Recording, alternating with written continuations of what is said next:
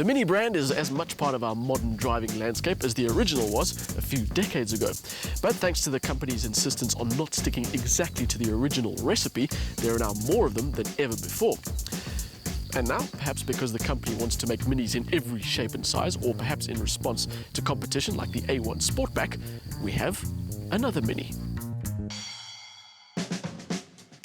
Following on closely from the launch of the latest generation, Mini has now introduced a 5-door version, and by so doing has created yet another first in the history of the brand.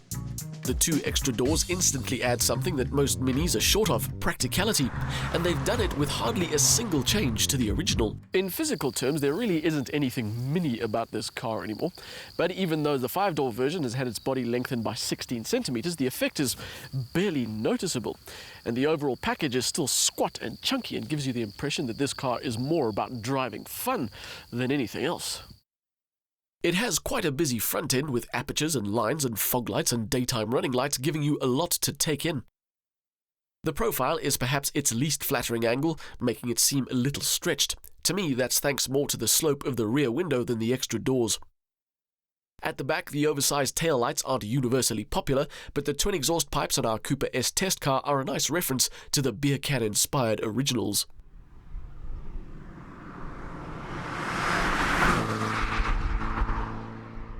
From the outside, the modern Mini may take some inspiration from the original, but the interior, not so much. The father of the Mini, Sir Alec Issigonis, was famous for his dislike of comfortable seats and audio systems in his cars because he said they were distractions for the driver. And by that measure, this interior would have driven him nuts. The Mini fights in the premium subcompact segment, and this test car really does emphasize the premium. I doubt there's a single option left on the list because this car has everything from keyless entry to a head-up display. Even without the immense list of options, the Mini interior is a very busy place, with the central display responding to various car functions in a supremely cheesy way, and there are buttons and toggle switches and color displays vying for attention. The 5-door Mini is more about rear passengers though, and thanks to a change in the body length and the wheelbase, there's now more rear space. The roofline has also been altered, which means more headroom, and although the whole package offers more room, including the boot, it's still not what you'd call cavernous, just slightly better than the 2-door.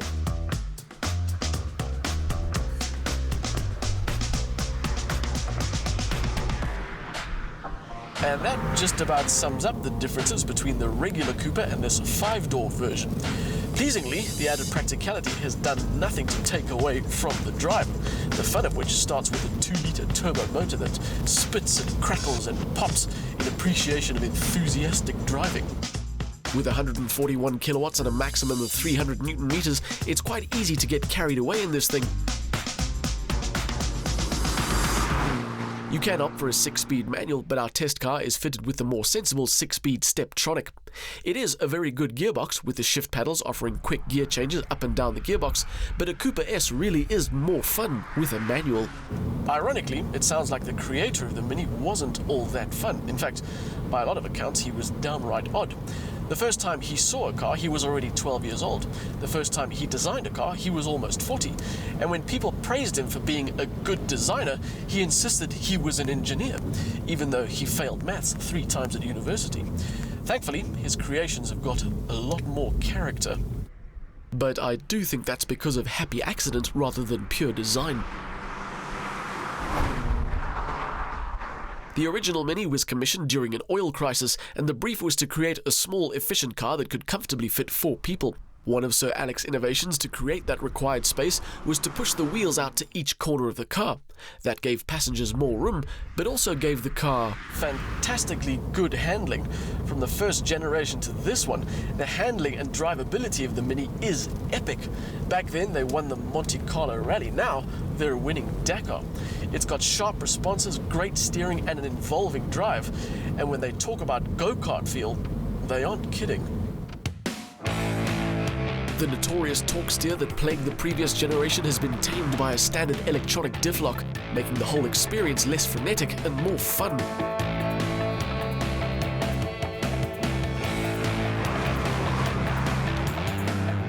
The rest of the stability systems may interfere a little too much for some, but unless you're going to turn every traffic circle into an opportunity to test your driving skills, they work just fine.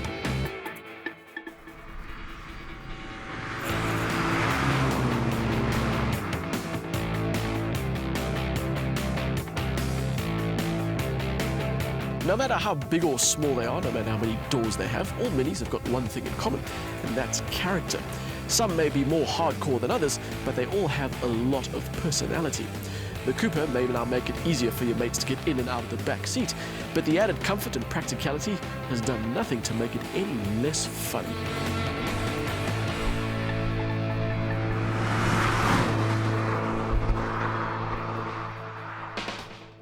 Going against the downscaling trend, Mini have upped the capacity of their Cooper S from 1.6 to 2 litres.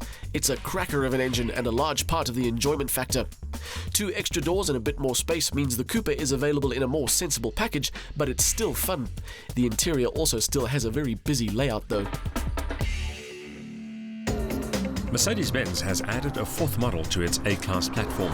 The CLA Shooting Brake joins the A-Class hatchback, the GLA soft roader and the CLA sedan, and adds the practicality and versatility of an estate car to the A-Class lineup.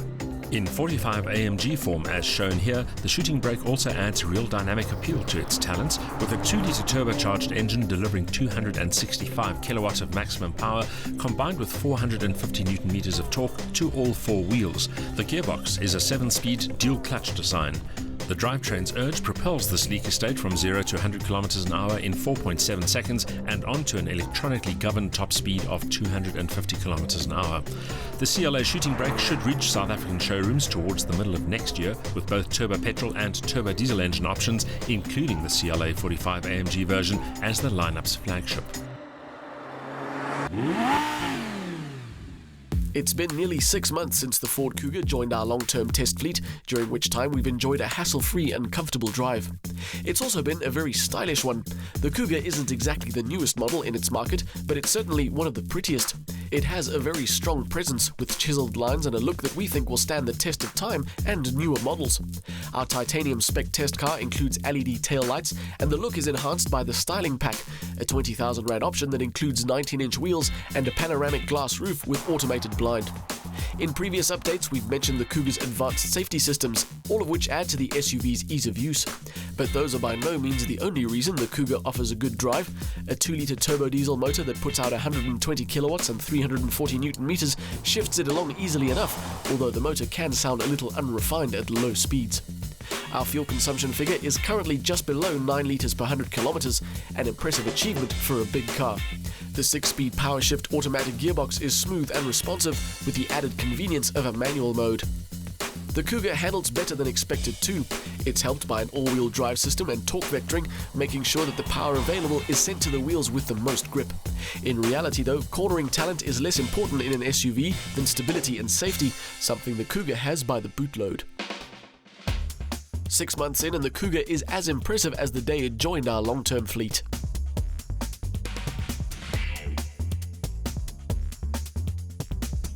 Next week marks the end of RPM TV's final season for 2014, and we've put together a compendium of our favourite cars of the year.